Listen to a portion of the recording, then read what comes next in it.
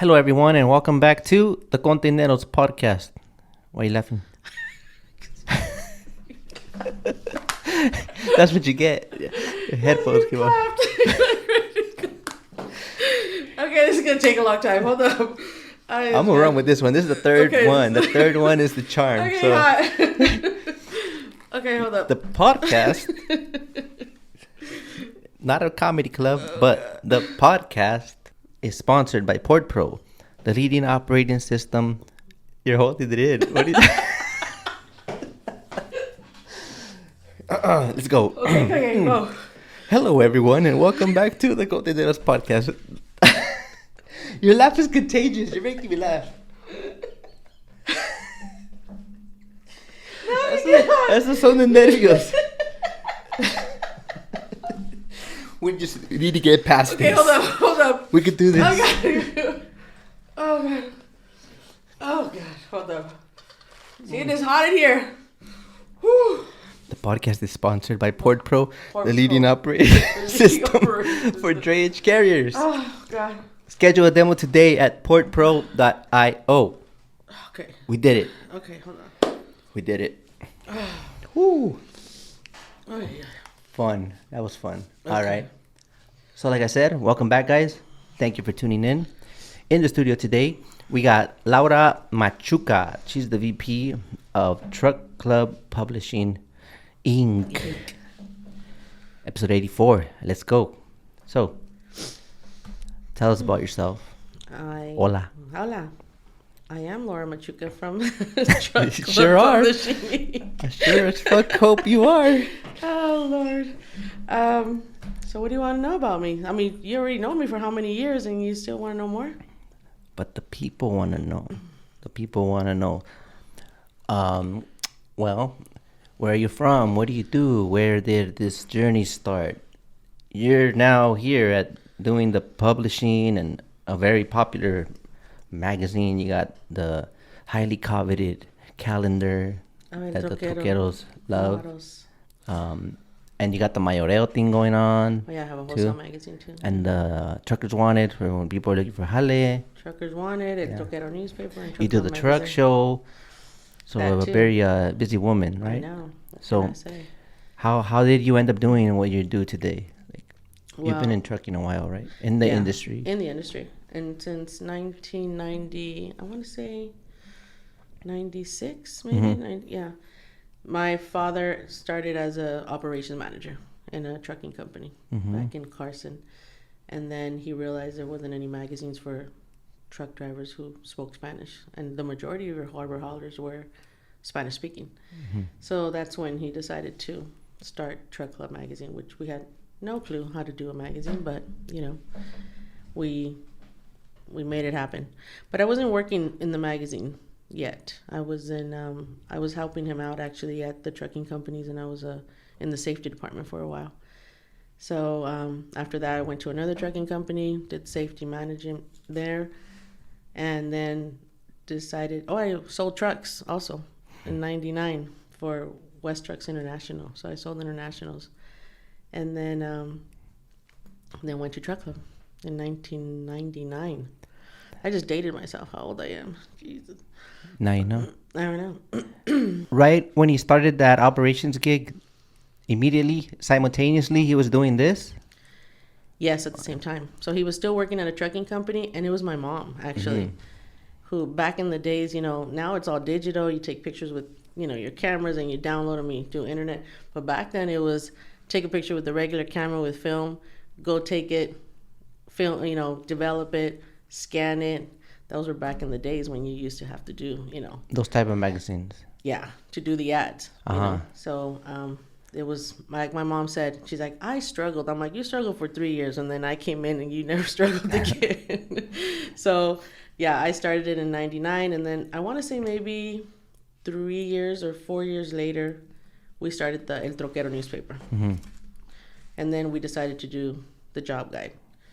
And then after that, we did a wholesale magazine called solomayoreo.com. And that's not for trucking. It's just guided for people who want to buy products wholesale and start their own business and buy wholesale and sell retail. So that's like a totally like way different than the trucking, right?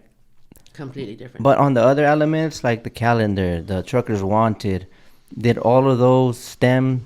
Like one thing led to the other, and is there a reason you chose to keep them separate? Um, the truck club, well, we decided to do it in Spanish at first, all in Spanish in truck club, but then people started asking us where was the English version. So what we decided was just kind of split it in half and make it bilingual. So you'll see some articles in English, some articles in Spanish, so it stays bilingual. And then of course you have your crossword puzzles and your differences and stuff like that, which I think that keeps guys entertained. Don't forget to publish those I know puzzles. we didn't do it 1 month, and we got calls saying that we missed the crossword puzzle one time. Yeah. So I didn't think it was that important, but I think it keeps you busy instead of being on your phone all the time. Then at least you can pick up the magazine. So don't let it die, boys. Don't let it die. So keep picking them up every month and supporting our advertisers too. All the time. I think Port Pro also advertises. We've been on there a while, huh? Yeah, we Yeah. have been. So yeah, that's how.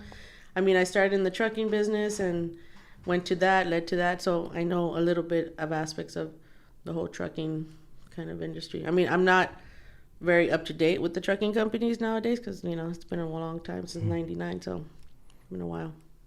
You got anything to share with your safety experience? Any cool story from that time? Back then, Yeah. I used to just love going to the scene of the accidents when the trucks would flip over and try to beat the highway patrol there so we can get our towing companies there to get there before, the highway patrol. I wonder if that's still a thing. Do you know? Who knows? I've not, I mean, I know a few people from trucking companies, but I don't really get into, the conversations of what they do.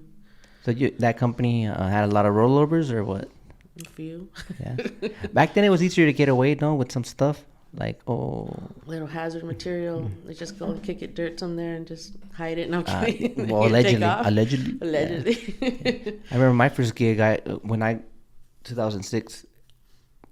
If it was easy then to do little tranza here and there, I imagine the 90s is like, I remember I had a truck got pulled over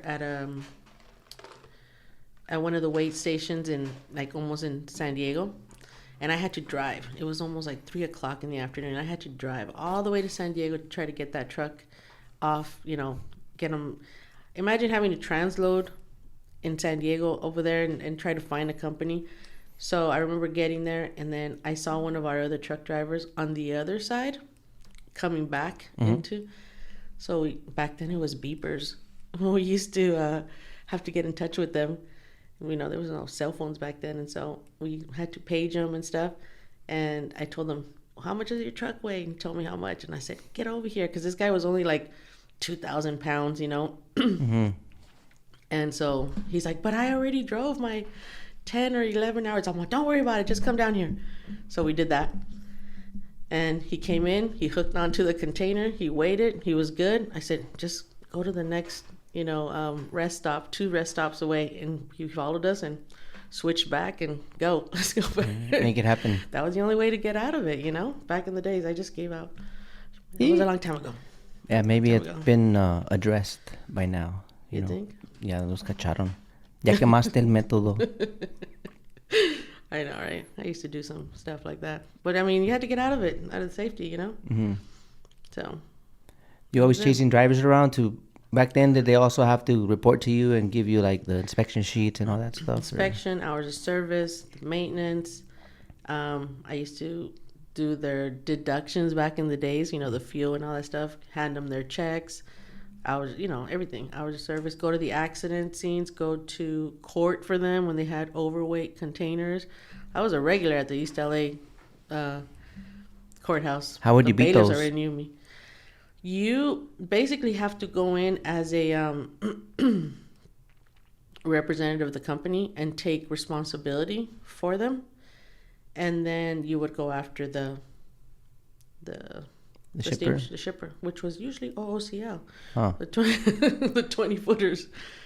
Yeah. Did you find that a lot of times? I don't know if that was the case back then, but sometimes when I would pull a load out, it'll show a certain weight on the ticket. but it was way fucking heavier. Oh, yeah, it always was. It was always, back in the days, back then, it was at Commerce Truck Stop right there off of Washington. Those two cops, they were famous for pulling them over and always pulling the 20 footers. And because they knew the 20 footers were going to be overweight. So that was always a thing. Easy money.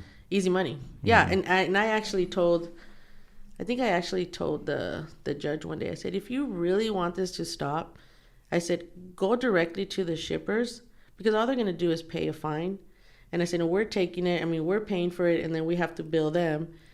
And I said, it's all about money, because if you really cared about it being safe on the road, then you would go directly. Yeah, to avoid it in the first place. To avoid it in the first place, Yeah, you know? of That was my course. fight all the time with them, Yeah. but whatever, it was never... I think it's safe to say they haven't done it yet. Right? Nope. How many years? A lot. And yeah, so it's never going to change, I don't think. So the truck drivers always, you know, the steamship lines always, you know, treating them a little bit no respect. That's what I hear all the time, you know, at the harbors and stuff. And it's kind of sad, you know, that they don't get respected that way. Did any of the drivers have a crush on you? God, no. No, I don't know. I wouldn't ask. I don't really care. I was young back then. Did you have the power to put them out of service if you wanted to? Yeah. Por eso tenían miedo, right? They respect the safety people, Yeah. right? Yeah, they do. I mean, I became friends with them, you know, but to a point where, you know, this You is still got to where- send me that shit. You still Yeah. got to give me your paperwork. Exactly. Or you have to say please when you want your check, you know? I remember I did that one time to a driver. I think there's legal issues behind that now. Like, you can't withhold the check for certain reasons. No, Just- but I can tell him to say please and not come at me and yell Okay. at me. yeah, that'll. I say, you'll come back when you have a little more respect, and then you come back. So I always say, what's the magic word? And so, Give me my shit. well, that's the wrong one. You got to go and There's come more back than the one. next day. Right? But yeah. So that was my things back in the days. But that was a long time ago. I mean, I was back, I was what, 20 something years Mm-hmm. old? So that kind of covers like how we ended up doing what we do today. Do you think? Yeah, I mean, Because you got out of there 3 years later, you came to support this. The I went to growth of sell this. trucks for a little bit, like a few months, but How was didn't- that like? How'd you start selling? Like, how was it on the floor? Did you have a territory? Did you have like who You know, who can reach out to the client? Who can, you know? I had my, you know, of course, I knew a lot of drivers, so Mm-hmm. they would come to me, and back then I used to sell. Remember those old a cab over Schneiders? They were like 800,000 miles on them, and I didn't have the heart to sell a truck to a driver that I knew or anybody, because I know the struggle that the truck drivers would have. And when I sold my first truck, they said to me, "Aren't you happy that you sold this truck?" And I said, "No." I said, "Because it has 800,000 miles on it. And if it breaks down," I said, "he doesn't feed his family. He doesn't have any money." I said, and I didn't have the heart for it, you know? It's a dog eat dog world when it comes to selling trucks, but I just didn't have the heart for it. I sold 2 trucks, and I mean, I'm grateful that they taught me everything about trucking, because some of these guys come to my office and want to sell their truck, and I tell them, you know, well, what engine do you have? And they just have a blank look on their face. I'm like, is it Diesel. black? Is it red? Is it green? Is it yellow? Diesel. I know, right? I'm like, is it a Detroit? Is it 430 horsepower, 470 horsepower? And they look at me. I'm like, but I know my engines because I learned it. But and so I'm grateful for that I got to learn, you know, everything about the trucks and stuff like that. So When you said it's a dog eat dog world, what validates When that it statement? sells, Like, what do you mean? When it comes to sales, and even in the trucking, you would think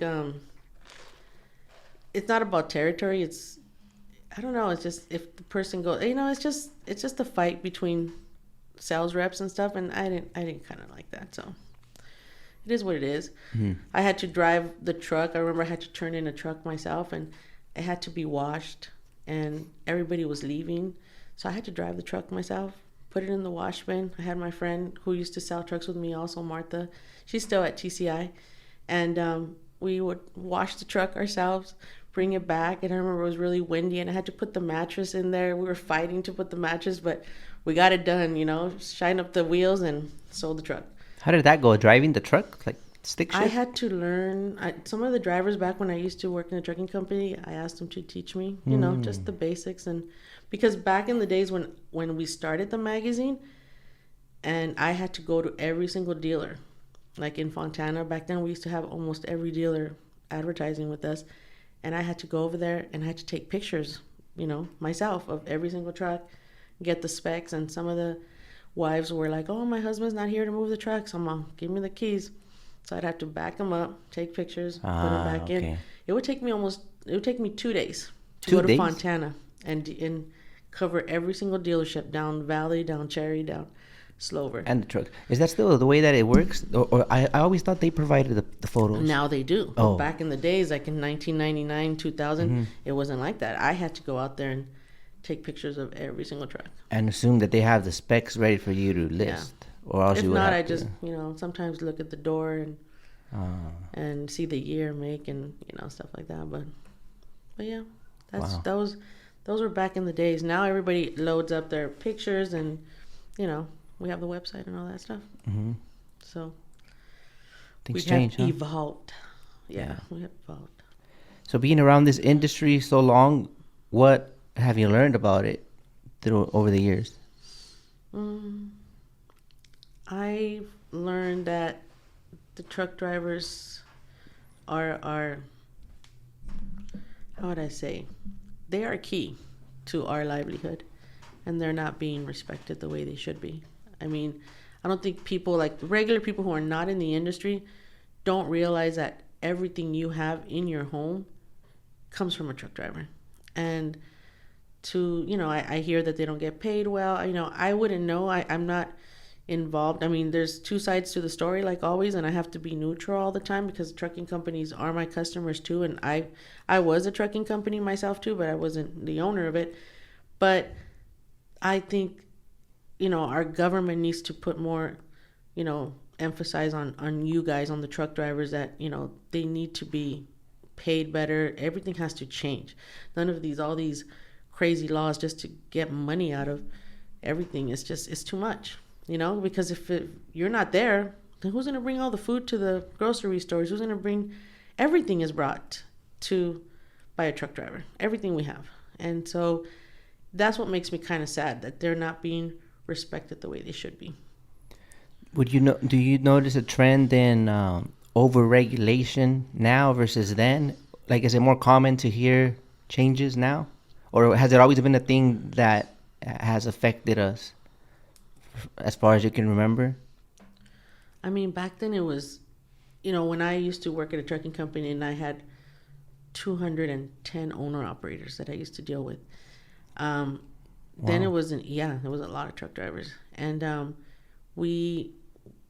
don't know, the way they lived their life, I tend to realize how it was not very, how would you say, responsible of them, because I didn't know what an owner operator, the aspect of an owner operator was, so nowadays I see that they struggle, the owner operator, because now with all the new laws and everything, they have to now become drivers because they can't afford it to be an owner operator at this point, but that's because they never, once you grabbed a $2,500 check back then, it was supposed to be, somebody should have taught them, you have to pay yourself as an employee. You have to put this much money for your truck, this much money for medical insurance, because the majority of them, they would just go to La Clinica, like they used to say, They didn't even have bank accounts. Mm-hmm. And I encountered that even when I used to sell trucks. I don't have a bank account. I don't have credit. I'm like, how do you not when you make so much money? But that's because they never had that responsibility of somebody teaching them, you have to pay yourself as if you were an employee. So when this whole thing, back when the CARB came and now the AB5 law and all this stuff, they can't adapt, like they see a check. I'm like, no, Uncle Sam has to take money out, unfortunately, because you were never going to have, Social Security, anything you never paid into the government, So I don't know, that whole transition, it makes me sad because they're not used to that. So it's something that you have to teach. It feels like a lot of things came down at once, right? Like that. Back to back. Back to back. Yeah. And I see a lot of guys coming to the office and I got to sell my truck because they can't, and I, like I said, I just spoke to a driver that I just ran into. I saw his truck and I ran into him on my way over here, and he was telling me on how how he struggled, but now he has he found companies that he's now working for and he's hauling for, and now he had to get more trucks because he has to accommodate to these customers. And I told him, I said, you are the difference of another owner operator who doesn't want to do the work of going and getting their own, looking out for another company, looking for themselves. They just want to go to a company, get dispatched, do the haul, and come home. But this is what now has become now for a driver, that you have to go out and look for your own work. You have to, be an actual owner operator. You know what I mean? A company owner. But a lot of people didn't. A lot of these guys didn't know that. Yeah, because that's out the window, right? The whole leased on, yeah, that's kind of gone. Yeah. But a lot of guys are still operating with that leased on mentality with their own authority. Mm-hmm. It's like, I got the own authority to be compliant, but I'm still getting the work from who I was leased onto. Because they don't want to with the same pay, maybe $50 more, $80 more, not a big. See, I don't even know how they get paid. I'm a little ignorant on that right now. Well, in my opinion, it's not worth the investment for the amount of investment and the risk for the amount of reward to if they're staying under the same circumstances. Yeah. Right? Yeah. There's a lot of liabilities. And then you got to do these audits, everything. The safety crap. But that's what it is about owning a business. You got to deal with all the ups and downs. I have to deal with overhead and graphic designers and distributors in other states, and that's part of it. It's not who said owning a business was easy? It's not easy unless you're a high tech corporation. But owning a business is working 24/7. So it's not easy. It's rough. You're working 24. Yeah, I've seen you in action, like during the show. I think that's when that's when you seem the most stressed out. Or that's when I just fly by. You see my hair just flying by, on the radio. But the show is the Truckers Wanted show. I mean, I do it for the drivers. I do it for a day for them, to have a good time with their families. We do raffles, and that's the way I see it. That's why I don't charge for parking. I don't charge for entrance. I want them to come in, have a good time, and and just enjoy the day with their family. And at the same time, see if there's anything that's potential for them, to trucking companies and all the other services that are there. A little bit of networking. Yeah, a little bit of networking. So it's been 16 years that I've done this show. Only two years because of the COVID, so I didn't do it. But if not, it would have been 16 years, 18 years if not. And in those 16 years, what's the craziest thing you've seen at the truck show? Knock on wood, but I can't knock because it's gonna echo. I haven't had anything. Bad happen. Everybody's behaved. Oh yeah. Everybody's behaved. The only crazy thing that happened was, I think there was bees or wasps in the grass by the truck show. And a few of my people got stung. We had to run to go get Benadryl because they were getting allergic reactions and stuff. So that was the only thing. And a child got lost one time. He ended up in my show, and he was from the other side of the park. But we got him back safely. But what about the when you're prepping? I think you had told me once that. Oh, they stole our porta potty. Oh, I forgot. Savages. Savages. Those are the party people, the party rental people. Yeah. They're the ones. Who else is going to use a with no dookie, right? It's before. No, yeah, because it's not heavy, so it's brand new, so it's not heavy. So now I got to pay extra, to have it delivered on Saturday, so that nobody comes and steals it. So, have you always had the fence up, or is it because of that? The fencing so that we don't have people crossing over, like the kids. The kids, and I don't want the kids, going into the street. But yeah, now I have to do. I forgot about that. Yeah, I wonder where it's at now. I know, right? Give it back. Yeah. But yeah. That's so back to the. I don't know if I should ask this one now or get back to it later. We'll do it later. I could drink coffee now. As far as the ads, what's the weirdest ad you ever published? Have you ever had to say no? Like, no, I won't post your feet, dude, or something. I don't know. It was actually a massage place. It sounded a little. What if it was a real massage? I don't know. Was it that? I think it was that. We had to say no. But there are massage places now that we have here, but they're legit. But one of them sounded a little too funky. Mm-hmm. So what was the sentence? We never mind. We love you long time. Can you imagine? Mm-hmm. All right, that'd be something a little more weirder, a little more extreme. But that's the only thing, really. Yeah. I mean, I just don't like to put. You don't feel bad that you kind of like. I had to say no to a lawyer who wanted to target the truckers. Target the trucking companies, and I told them, they wanted. It was back in the days. Remember when they wanted to go after them for? Oh yeah, the misclassifications. There you go. That. So okay. Yeah, so I have to maintain neutral, you know, for the sake of the drivers and for the trucking companies and anybody else. I cannot like within trucking insurance and stuff like that, I can't get involved, you know, and it's, you know, if they pay for their advertisement, I don't know how they run their business. I don't know how anybody runs their business, but I have to stay neutral, you know. So unfortunately, that's a part of advertising. It is, because you kind of represent what you're publishing in a way. Yeah, you're hosting it. So but if you're okay with it, then you kind of support it. Yeah, when a trucking company, when a truck driver calls and says, "Well, this person did me wrong," How do you deal with that? Maybe if I get more than 3 complaints, I will notify the customer and tell them, you know, I've been getting complaints about you. You know, you need to fix what you're doing and stuff like that, because I don't want it to reflect on us either. But, you know, because they say, how can you be advertising a person who steals from, you know, stuff like that. So, how do you do? Okay.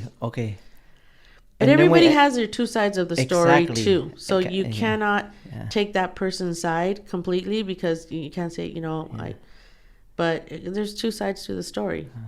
What advice you have for me? Because sometimes I post a story and it's like, oh, fuck those guys, they don't pay, or oh, that shit's cheap. But then if I don't post it, like right now it's so slow, like some people, it works for some people. It doesn't work for some people, but then it's like, then if I don't share it, and then I'm not supporting that person to get their loads out, and it's like I'm in the middle. But I kind of put it like, use at your own risk, I guess I should say. But I also. But you don't know their sides of the other person's side of the story too, because then you hear the owner saying, well, this driver just took the truck over there and he just left it there with the load and everything, and I had to fly out there and get the truck, and you know what I mean? So there's 2 sides to the story all the time. Mm-hmm.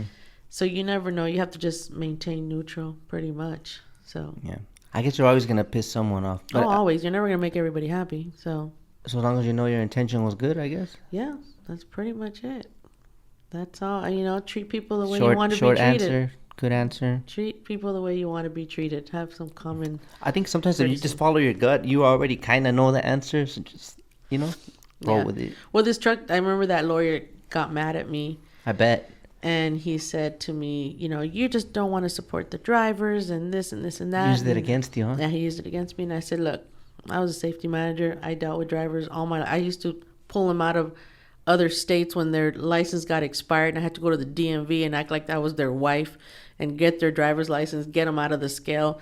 I did a lot for a lot of these drivers. And till this day, drivers still call me and they see how I'm doing, reach out to me through Facebook. And those are my drivers that, you know, you grow to, you know, to love them because they were good people to you, you know. And till this day, I can count on them for anything at this point, you know.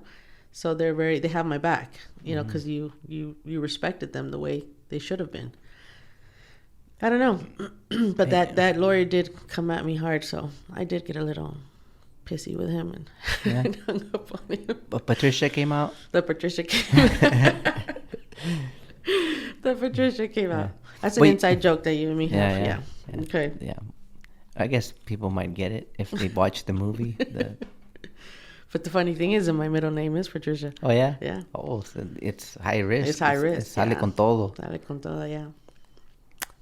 I lost my train of thought. Well, that's what you have your notes for.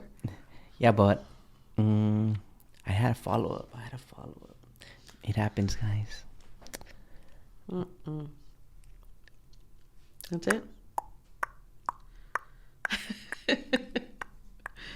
Oh yeah, the lawyer, the falling out. Well, not a falling out, but you just declined their business.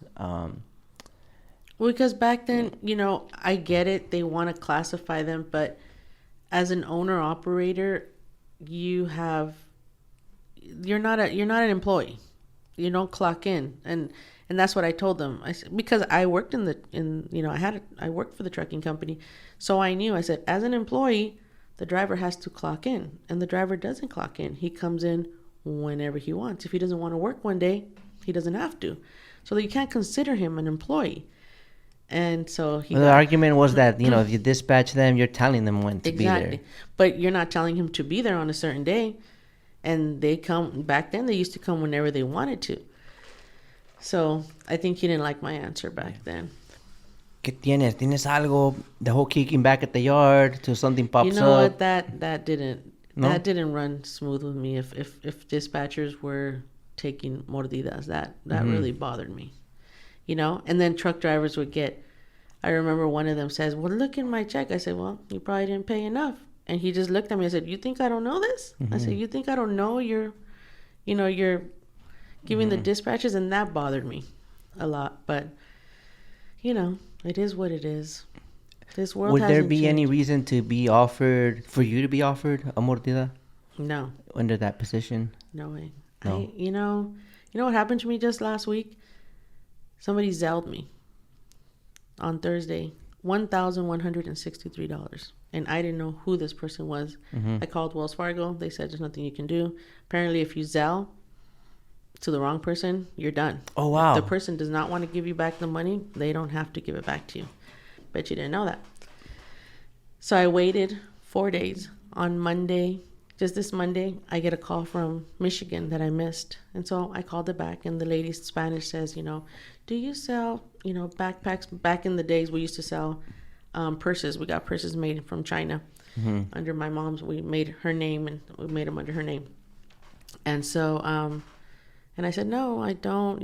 Are you looking at Solo Maidel? She says, it's just that my daughter sent money to the wrong person. And I said, what is your name? She says, my name is Olivia blank blank. And I said, I've been waiting for your call, Miss Olivia. And she says, she had a sigh of relief, She said, oh, that was my rent money. And I said, no problem. I said, I will send it right back to you. And a lot of people will not do that. And so I sent her back her money because she said it would have taken her 3 weeks to get her rent money back. And a lot of people, I realized, I would tell some people, they're like, oh, it's your money now.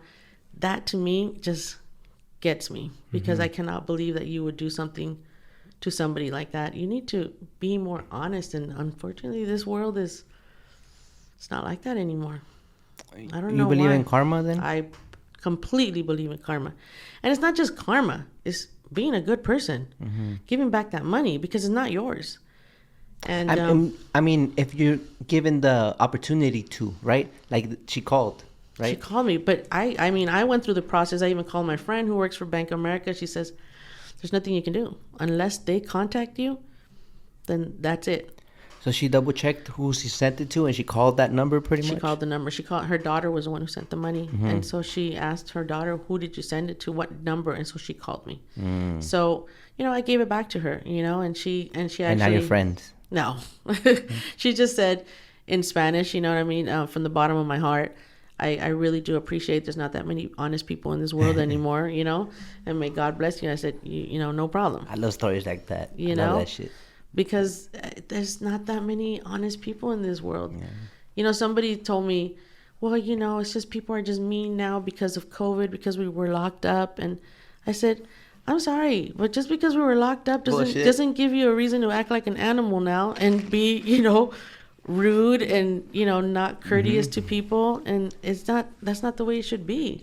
Can you imagine if we literally have a natural disaster, how this world would be? It's just dog eat dog, It's just sorry sad. about that. It's because we had an earthquake, so we have to go and raid your this house is my and shit take. now. Yeah, exactly. Yeah. That's just it's so sad now how people are, and so it's kind of disappointing that people have no respect anymore and no courtesy and thank you when you open the door for them or anything. So people need to change. And you know what's crazy? I mean, I won't say any names, but I know a dispatcher that was like that. Mm-hmm. And even though he had all the mordidas that we knew, if you look at it, like como que está salado. Like he never. No, He you was don't kind of amount to stuck anything. there. Yeah, karma's gonna Like bite it, you. no le rinde. If that's the Exactly. right word. It doesn't. There's no abundance there. It doesn't grow. Karma's gonna bite you in the ass regardless, and it'll always come back to you. You know. So Yeah. I believe you have to be an honest person and be nice to people, and good things will come your way. And you'll be tested sometimes when you're maybe not doing as good as you should be, or you know what I mean. Yeah. And then these opportunities come, and have you noticed, like, if you move past that and you pass the test, like, then like a blessing comes. Yeah, I mean, it's like you don't wait for it, but sometimes some people that I know, it's like they do some shady things, and I said it's gonna come back at you, and it's funny because I tell them, don't come to me crying, because all I'm gonna say to you is I told you so. They're like, you're so mean, Laura. I said it is. It's a law of life. You know, you're gonna it's gonna come back to you. Maybe not the next day, but when something, hate to say, shitty happens to you, think back of what you did. You know. And it's not like exactly like if you stole a wallet, it's not gonna be like, oh, they're gonna steal your wallet too. I know. It could be like something else, something bad. Your car starts breaking down, you get hit, something, you know. Yeah. You end up paying double. So, I don't know. Be nice, people. That's all we got to do is just be kind and courteous. Are you gonna be kind and courteous when? Oh no, never mind. What were you gonna say? It was gonna be kind of harsh, you know, like. Don't make me laugh again like we did earlier. We could have stopped laughing. I got a better way to ask it. How has technology and digital media impacted the way you do business here? Obviously, these are all literally printed and distributed, right? How are you adapting? It's a little harder. I get it that people want to be on their phones all the time, and so we have to get involved with Instagram and Facebook, and I need to get more on it. I just don't like right now. I hate being on camera because I'm always the back end of everything, so nobody sees me really. So this is you're lucky. You're welcome. Thank you. That I'm here, and I know that eventually this will fade in a few years, and hopefully not that soon, but we just have to get more involved. I don't know, I mean, I get that people look at stuff, but do you actually see something and say, oh, I'm gonna call this person? Or like if you see a parts place, do you actually remember later on and say, oh, I remember that this mechanic did whatever turbos, I gotta go back and look for it? Or would you have something that's more tangible and you'll have it in your truck and sitting there, you just gotta go back and look at it, and find it? I mean, personally, I follow the person. You follow them just to know that they're, I guess, so I can go back to it, Yeah. But then I also got to remember the name, so that's another exactly thing too. So, you, but then for the trucking industry, it's different because we're on the road a lot and waiting to get loaded, unloaded. Yeah. So it helps with the anxiety or whatever you want to call it, to have something there that you can read and look through, true. And look through. And the puzzles help. I don't know. Do they? Because I'd like to get some feedback from some truck drivers and say what they would like to see. I just don't want anything that's, how would you say, controversial and talking smack about somebody. That's what I don't like. You see it so much on Instagram and on Facebook. Everybody worries about your kids being bullies. Guess what? Adults are the number one bullies on Instagram now. Everybody has such shitty things to say about anything on Instagram, and you don't realize you're the bully just on cyber, on Instagram and on Facebook. And this is where your kids learn it from, to be bullies, because nobody has anything nice to say on Instagram anymore. It's all just attacking people. Show a picture of a guy with no shirt or give him a name, a nasty name. It's like, that's sad that people, that's all you do now. It's, sitting there and just talking shit about people, and making nasty comments. I'm all, forget about the kids being bullies. I'm like, start with the adults. And that needs to stop first. And then teach your kids the right way. So I believe that's something we need to address big time here about Adult bullies. Adult bullies. Forget the kids. See open up Instagram and it's just all negative stuff. Yeah, I mean, it's easy to like throw stones from behind the. I had somebody throw stones on with the El Troquero models. Just this guy was nasty and saying bad things about one of the girls on there, and I told him, I said, how would you like it if you had somebody, your daughter was on there and somebody was saying ugly things about her, He's like, oh, well, I'm just following. I said, oh, so you're a follower. I told him, he never responded back again. I'm like, because other people do it, you're going to do it. So that was not nice at all. So if you have nothing nice to say, don't say it at all. That's bottom line. Have you had any in person or any crazy experiences with the models? Any? Do all the models get along? Are there issues that come along, like legal issues with models or? No, luckily I've been very blessed. I have an agency. I used to work with one agency first, and then for many years she was awesome. And then I started with another agency. She was a model herself, and then she became an agency with Evie Agency with Elizabeth. And she's been awesome too because she's on top of these girls. Like just get there on time. And the girls that I've all worked with, they've all been very professional. I've never had any problems. I mean, if they have problems within each other because they work other you can feel events, they don't bring it,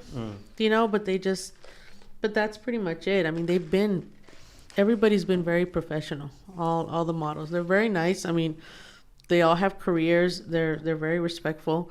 So never had any problems with them at all. When did you have that idea to incorporate models into the whole? When we started El Troquero newspaper, it was black and white back then. It was a one spot color. It was like either blue or red, the ads. Okay. So I couldn't compete with Truck Club because Truck Club was kind of the same thing and it was glossy and I couldn't compete with it. So that's when my dad and I were like, we got to do something different and well, we should put girls. And I said, okay. And then I had my best friend's sister used to do hair. And I gave the idea to her. And she said, well, she has a friend who's a model. And she does her hair. And it ended up being my friend, now she's a friend of mine, Carmen Palumbo. She was my first model. And she actually used to work for Que Buena radio. And she was the video girl back then. Okay. They used to call her La Ponedora. So she said, any friend of Carmen is a friend of mine. And so we did the first shoot. I remember we went to a dealership, one of our customers from a long time ago. I said, wash me these 2 trucks and we're going to shoot right there. That was our first time. And ever since then she introduced me to the model agent, Tuesday. And that's where we started off, Did you save your first photo shoot? Do you have that edition anywhere? Somewhere. I think I do have it somewhere. Cool. I mean, I have piles. I mean, it's 27 years? Yeah. So yeah, we still have it. And then we used to get girls who used to be regular girls a long time, Leslie, and I still keep in contact with her. And so, I mean, it's been a long time, but, some of these girls still stayed friends with me. So we've been very blessed with these girls. Like the modeling for them, it's like it leads to other opportunities as well, huh? Have you noticed that or is that like just they do. I mean, I had one of the girls, she went to one of my truck shows like a few years ago with her mom. And I remember somebody radioed me and says, there's some girl here who wants to be a model. She was young and we were her first shoot with a truck, and then she became a fashion model. She was on Instagram and fashion effects. And, I see her now, she's getting married. She's become something, and it's pretty nice to see them, evolve, all these girls. So cool. It's nice. We still stayed friends. If you weren't doing this, what would Laura be or do? I don't know. Like maybe growing up, you had something you wanted to be, or I've been working since I was 15. I think I worked when I couldn't even work, when you didn't have a permit. I think Yeah. I started from the bottom. Domino's Pizza, Carl's Jr., Anna's Linens. We used to sell curtains, so I know everything about curtains. And almost like 5 years. And at that same time, when I used to work for Anna's Linens, I used to be not a teacher, but teacher's aide for kindergarten at my old elementary school. And then I used to tutor a boy at his house to learn how to read at the same time. And then my parents back then, before we started Truck Club, we had a churreria back in Huntington Park. It was a restaurant. And so every morning I'd have to go to East LA, go buy the cajeta, go buy the bread, open up the shop, come back, be a teacher's aide, go to tutor this kid, then go to Anna's Linens, work for 5 hours, and then take off again in Huntington Park and close the shop. So I was doing 4 jobs at the same time. And then from there I went to the trucking companies. And that's where it all started. So the churreria. What's up with that? How my dad always had something going on? ideas all the time. He said, we're going to do this. We're going to do a restaurant. We're going to do a churreria. We're going to sell this. And it was just, until this finally stuck, So, yeah. Is there anything you would change if you could go back and do it differently? I learned how to type. You I still wouldn't ditch my typing class in high school. Because, man, I hate I have to learn how to type. Me too. Sad. I Me know, too. right?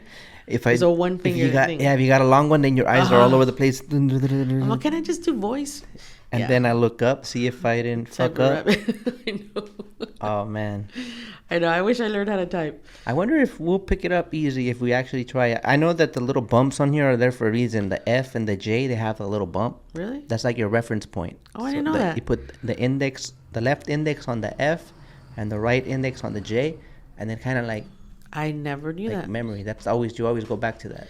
See, I wish I would have learned that, but I always decided to ditch every time. I think we could do it because if I'm being honest, there's times I've had to text, and you're not gonna believe it. Maybe you will. I'm not looking at the keyboard on the phone, and I Really? I get pretty close to the words. See, I can't. So if we could do that, yeah, that'll be a piece of cake. We got to do that. We got to learn.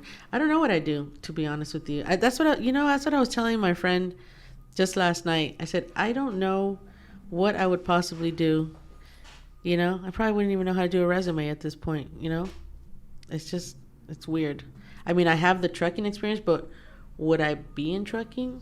I don't think so. I don't think I would. You think this just shows that sometimes people are influenced, and I'm not saying that's a good or a bad thing. And look, if your dad hadn't been the way he was, maybe you wouldn't be doing this. No. So, if it wasn't for that influence, what do you think you would be? Like, who are you really? Or are we ever like something certain? My dad was always a hard worker. I mean, before he became in the trucking business, he was a union. He used to work for the union back then, and he used to run with Cesar Chavez too. So he always, I don't know. My mom too. She always worked. She used to work at a factory, clothing factory. She was a manager, walking around a factory in high heels and dresses, and just all 8-10 hours, back and forth. So they always instilled the working habit in me. So I've been working since I was 4. I snuck out to go and pass out flyers for Domino's Pizza out of my house because I wanted to work. That's how bad it was. And but how much did you make back then? $5.75 an hour. That was minimum wage back then. Can you imagine?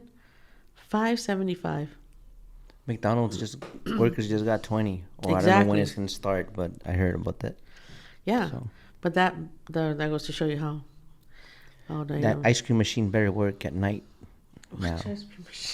The one that's always broken at McDonald's. Échenle ganas, cabrones.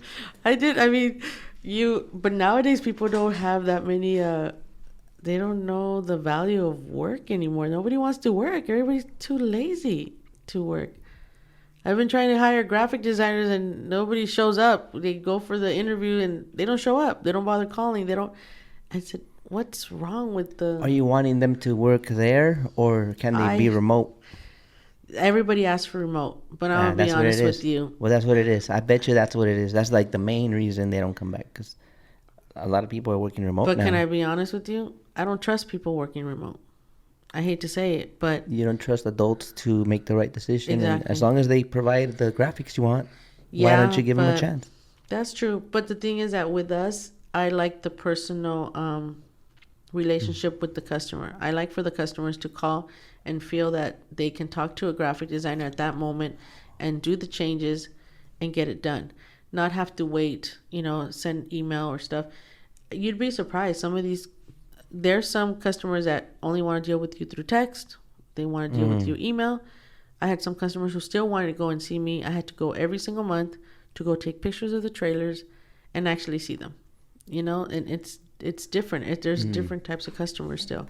Do you think that causes more headaches for you, giving the customer too many options on the graphic design? No, because it's what they want. I mean, it's okay. This is why I have customers who have been with me for more than 23 years, because we give them that customer service, because we're there and we're on the phone with them. I have a personal relationship with them because of that. I mean, they're like family, and they call you up and, and it's like, you, how do you say, shoot the shit with them for, 30 minutes or so, because you have that relationship with that customer, and it's, and they're like family. And that's just the way it should be, I think. I think that's how business should be. So I should have asked that. What percentage of the ads are designed in-house? All of them? Pretty much all of them. All of them. Yeah. There's a few of them. It has to be that way, you think? That's part of the transaction there? Or is there a case where they send you their own stuff? There's a case where they send you their own. So that's an easy day, right? Like, all right, cool, send it. Yeah, exactly. Because it's what they want. But, like... with the trucking, it's different, I think. It's just sometimes it's too much verbiage. You guys don't read it. They're going to ask the questions. People are a little lazy now to read. And look at how much information this customer has for trucking. That's a lot. That's a lot. And guess what? When they call, they're still going to ask all these questions that you have written down. That's a good thing to point out. Okay. They're still going to ask it. Okay. Where do you run? How much do you pay? It's all right there, but they just don't read it. They're going to ask it. So it's the whole social media thing. Like, we went from like photos that told the story to 15-second clips to now like everything's just short form. It's dominating. You don't want to hear the whole 3-minute story. You don't have time for a 3-minute story. You need the highlights in 30 seconds. And you'd be surprised. And with some cool graphics and music, But sometimes even not so much the trucking, like with my wholesale magazine, and like, how can I say it? Let me show you a sample. This customer right here who sells dresses, pretty dresses, and when you see her ad, to me and to other people, look at how this ad looks, right? Does it look expensive to you? That these dresses might be a little expensive by the way the ad looks? I'm not sure. I mean, what stands out is that it's 15% off, so I might assume that they already know they're overpriced, so they make you feel that you're gonna get a deal. And if I tell you that her dresses are like $6.75, nobody would ever know that, because a lot of the customers, So did I answer that correctly? Yeah. Ooh, yeah. Because when an ad looks expensive, automatically people are going to think. I'll do a little bit of marketing myself, I know, but that's what I told them. I said, when you make your ad look too fancy, people assume already that you're going to be expensive, so they don't bother calling you. And then if they only knew that your dresses are only $6.75 each, and they're pretty dresses. So sometimes it's the way the mind works on how you see the ads too. Yeah. When you look too expensive, insurance companies too. But the way we think, they're probably thinking that the general public would see their product as inferior or cheap if they come off from the get-go as like, look, $6 dresses. It's like, ay, que chafa, $6. But let's be honest, people will buy the same tennis shoes 3 times a year because it's going to be $20, and they're going to buy it 3 times because it's a cheap shoe, and it's going to waste, and they're going to go buy it again, and then go buy it again, instead of paying $115 for a good shoe. That's the way people have always been. They'll buy the thing 3 times in 1 year. It hurts less. It hurts less, but you don't realize that you already bought it 2 times already this year because the tennis shoes went to waste because they were $20, you know? So, but that's the mentality. I mean, I go to a trade show in Vegas, and for 15 years, I saw a man selling wallets, and he was Indian descent, a Hindu, and he had a beautiful background of lights and wood. It was all nicely wood, and all the wallets and everything. And he would sit there for days. It was a 5-day show. I mean, if 10 people showed up to his booth, it was a miracle. And he had wallets. 7 booths down, this guy had wallets, and he had them on the table. And their wallets were everywhere, and people were just rummaging through them. So I went up to him and I asked him, I said, what's the difference between your wallets and his wallets? He says, nothing. They're the same ones. I said, you know why you don't get people here? Because you look too expensive. People automatically assume that your wallets are going to be higher than his. And they were the same wallets.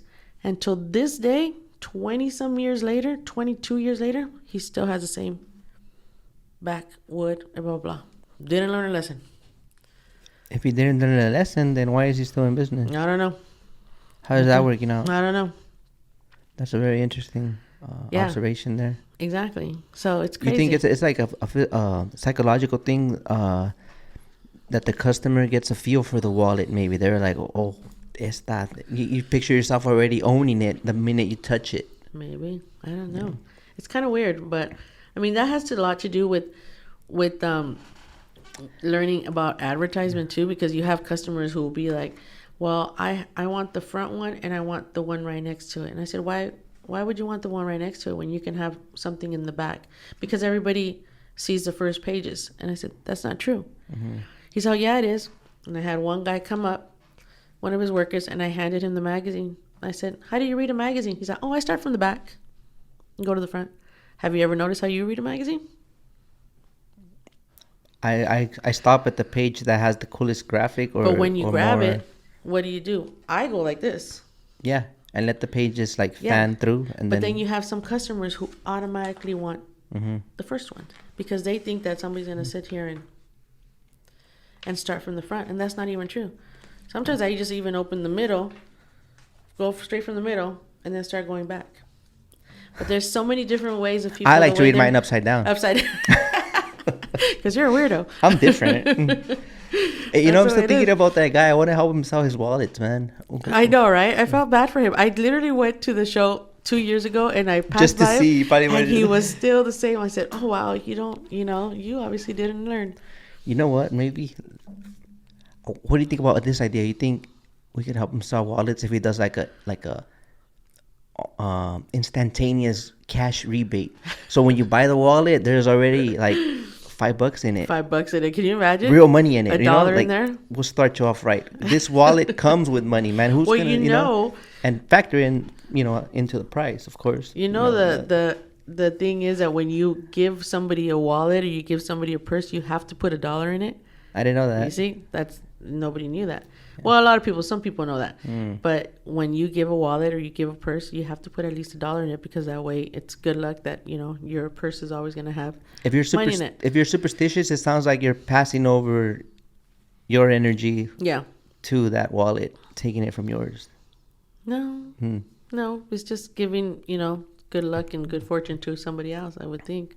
Interesting. Yeah, we're having actually another event for the Wholesale magazine. We're having an event October 29th, and it's going to be like a cash and carry kind of thing. Like there's going to be a lot of exhibitors, a lot of wholesalers there selling all kinds of products, and that's going to be right here in San Pedro, actually, at the DoubleTree Hotel. Oh, okay. Yeah, October 29th. It's called Mayoreo Expo. They're gonna have What do you need seminars. to get in there? General public, or you have to have like some No, no, kind of no. business? General or- public, they charge. I think it's $25. There's the ad right there, and they're gonna have speakers. Like if you want to start learning, start doing business, they're gonna have speakers, motivator speakers, and my friend Carlos Marcus is he's one of the speakers, and then they got like the Better Business Bureau, Yeah. and so they have speakers on how to teach you how to start your own business, and then we're gonna have people there who are gonna do actual cash and carry stuff. Actually, the people with the clothing, the women's clothing, is gonna be there. So we have jewelry and sportswear for girls. We have a lot of stuff there that you can actually buy right then and there. What's cash and carry? Cash and carry meaning you pay for it right there and you carry it out. You pay you cash and you carry it out. Okay. yeah. No, but I mean, it just sounds like, okay, like, why not just say there'll be stuff for sale? Like, we always just Well, do that. because you know what? At a lot of, when it comes to wholesale, like at the trade shows, you have to go Oh. there and you have to, do your orders and stuff. You have to have your, So no documentation, pretty much. pretty much. Okay. Yeah. So it's just to get you a kickstart to see if this is something Yeah. that's going to be your Okay. your thing to sell, and so it's a good thing.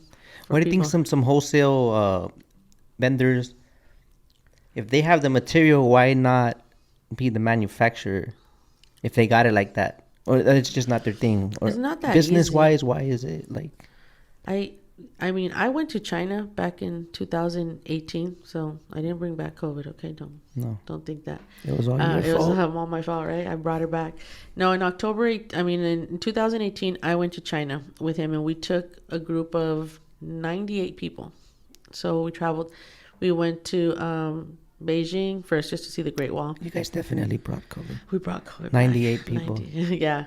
And then we went to Yiwu. We went to Guangzhou. We went to the Canton Fair. And now the Canton Fair is a show, like a convention, but picture the convention center times 20. Shit. I mean, this thing was enormous, the Canton Fair. But this is where all your people from Costco, Sam's Club, Walmart, they all go over there, and that's where they go over there and they see all the products. This is why at Costco and Sam's Club, you don't see the same thing like over and over again. Like when they have the Oh. hangers, or they have the Christmas trees, or they have this, or they have these type of jackets, or this type, and you don't see it again. You know what I mean? It's very rare that you see certain things. What Costco does, that's white label, right? They go over there, and that's where they do. But that's what that's called when you just put your brand on anything, and is Yeah, that white I think label? so. You can do that in China. You can just do all that stuff. But they go over there and they say, send me 50 containers of these jackets, and that's when they put all their Costco's and so it's amazing how big this show is. When I walked in, I said, yeah, I'm not walking the whole entire show. You have to take golf carts from one end to the other. It is insane how that show is. And Yiwu, the manufacturers, when they told me to take a mask, and my friends from my Buddhism my Buddhism group, we didn't know what a mask was. And, well, how was I supposed to know that a year later we were going to be wearing those masks? But it was so much pollution in Yiwu Okay. that we couldn't even walk 2 blocks without like dying of the smoke, of the smog. But everything is made out there. I mean, everybody wants to say American made, but you can't afford a business here and make stuff here. Over there, everything's made over there. Everything. So I don't know. I just think, the appreciation of what can be brought here and can't be made here. People need to think about that, because they make it very hard to have a business out here and to make anything here. Yeah. And let's be honest, people don't want to work anymore. I don't understand why people are so just complacent with just having the minimum at this point. Well, why is it, I guess, the majority of the market kind of determines the way things go? Like, if people keep importing from there, then that's the way to go. If That's the the way to majority is go. doing that. The majority doing But it. in my case, I've had some merch made in Mexico. Yeah. Right? Because we got family out there.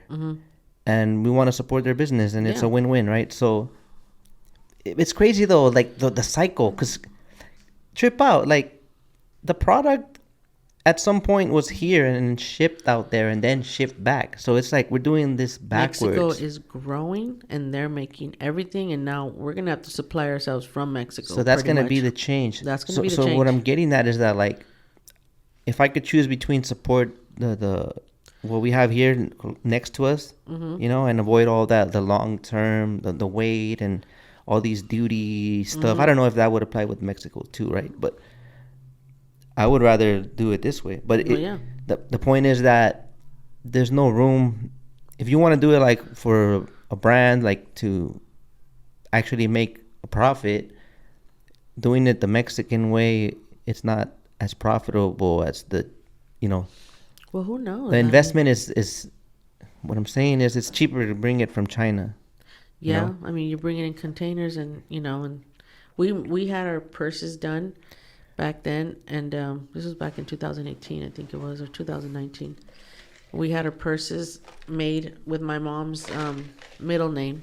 It was her signature, and we got them here. We sold them wholesale, but honestly, I was very impressed on how China was with the products.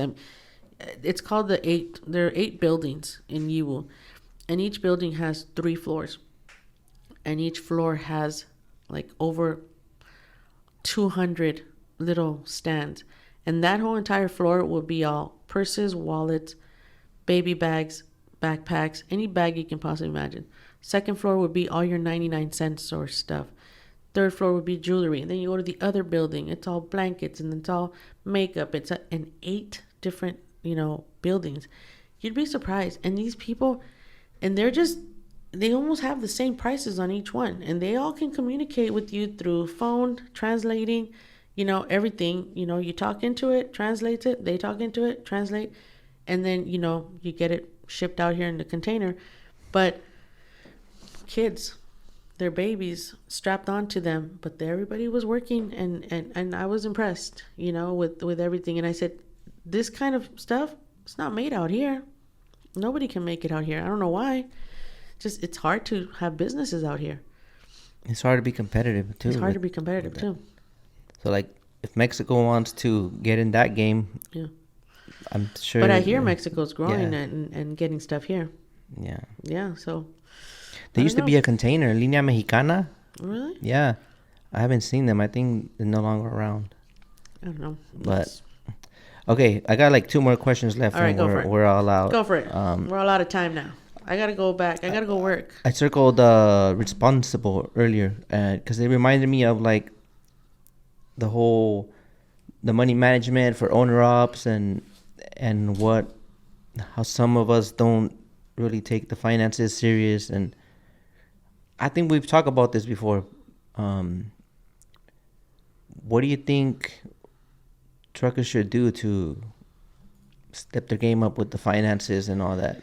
Because we kind of shoot ourselves in the foot, right, when we're trying to save on allegedly on taxes and I all know. this, Everybody's trying to take shortcuts, I think. I mean, when the whole CARB came and, everybody was freaking out and had to get rid of their trucks, I'll never forget a truck driver walked into my office and he actually grabbed the Truckers Wanted, the job guide, where the trucking, and he just started flipping through it. He's like, oh, that company's no good.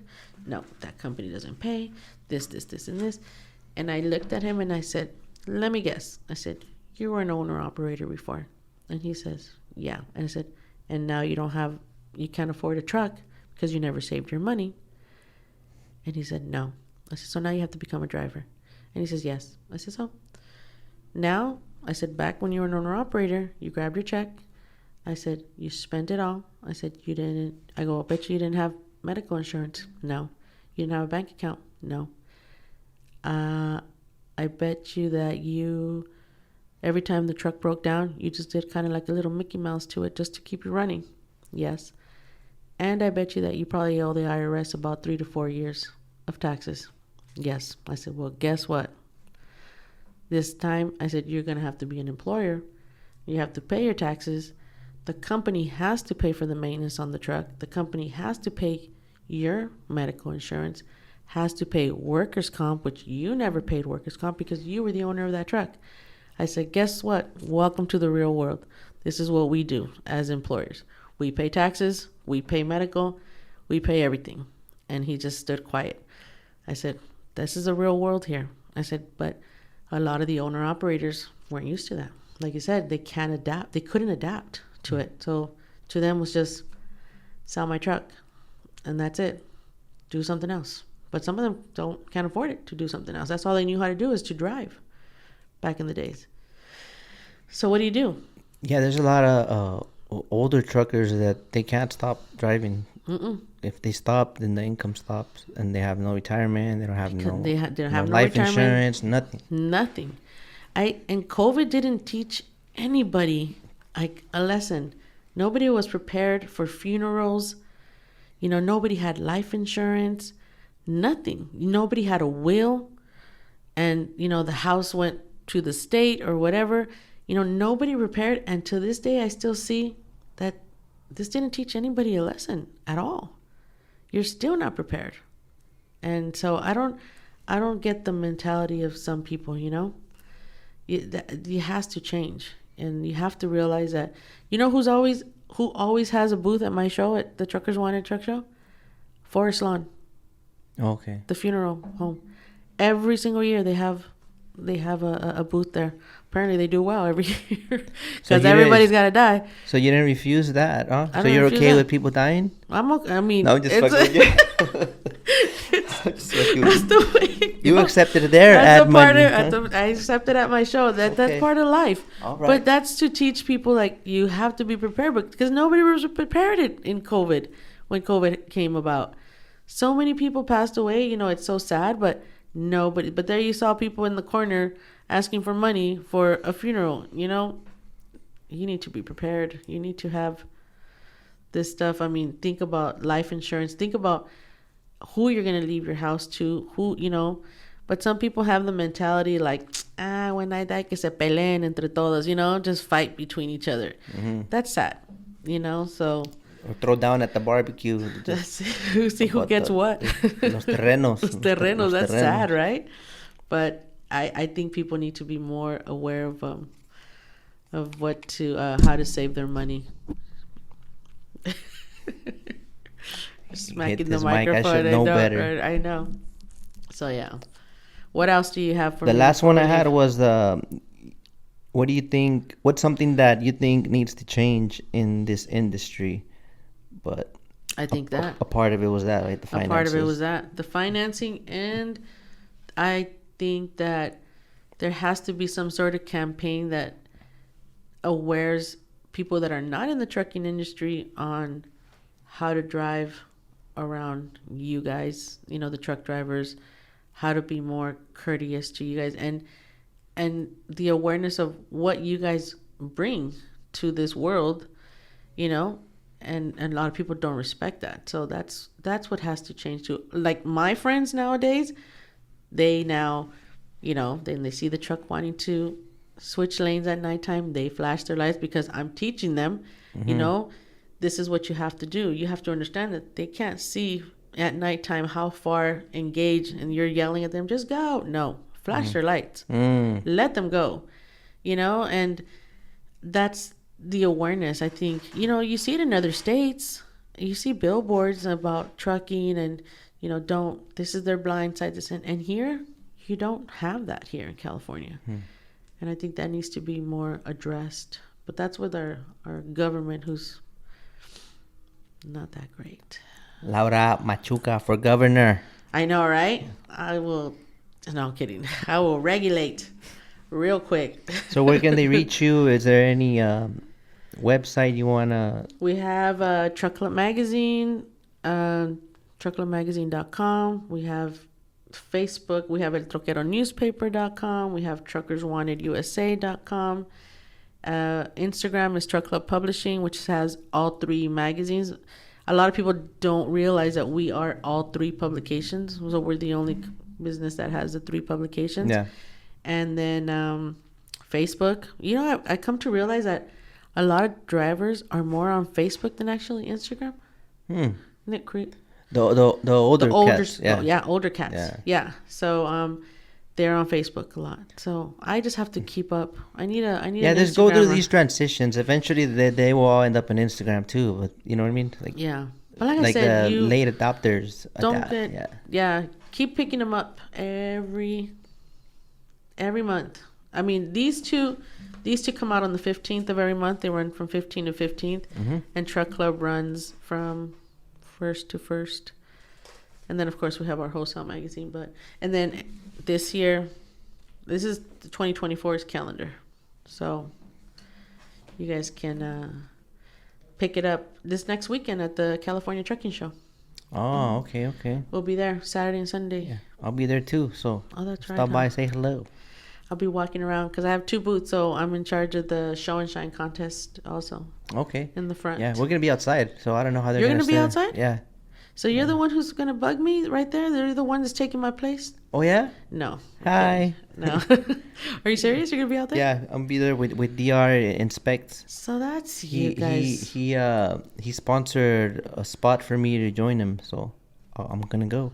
I'm sure you're gonna be outside then. Yeah, So then I'm volunteering you to help put up my canopy then. I'll help you. Okay. Yeah. There you go. So I got another hand. Yeah, but There. yeah, 'cause my hand, you No, know, I no, don't no. know. You already volunteered. So you're voluntoed, like my friends say. I'm We're not kind- volunteered. We're voluntoed. I voluntoed, guys. You're voluntoed. So hope you guys voluntoed to check out the episode, the next episode, and beyond. And I suck at these outros. Thank you guys for tuning in. Okay, bye. Goodbye.